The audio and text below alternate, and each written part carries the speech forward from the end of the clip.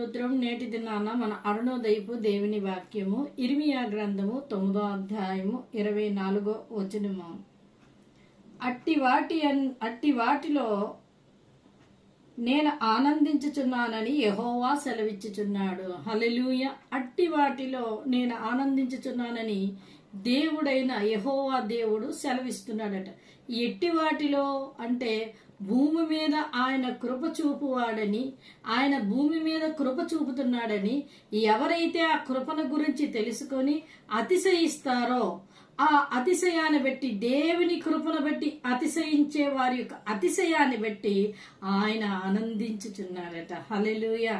ఎంత గొప్ప విషయమో చూసారా. సూర్యుడట తన శౌర్యాన్ని బట్టి అతిశయించకూడదట.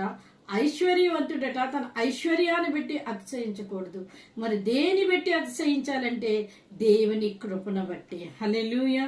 ఈ మాటే నూతన నిబంధనలో కూడా ఉంది. కనుక దేవుని బిడ్డగా, దేవుని ప్రజగా నువ్వు దేవుని చేత ఎన్నుకోబడ్డావు గనుక ఆయన నీ మీద తన కృపను చూపించి ఉన్నాడు గనుకనే దేవుని ప్రజగా నువ్వు ఎన్నుకోబడ్డావు. కనుక నువ్వు ఎన్నుకోబడ్డ విధానాన్ని బట్టి నువ్వు అతిశయించినప్పుడు దేవుడు నిన్ను చూసి ఆనందిస్తాడు. ఆనందించినప్పుడు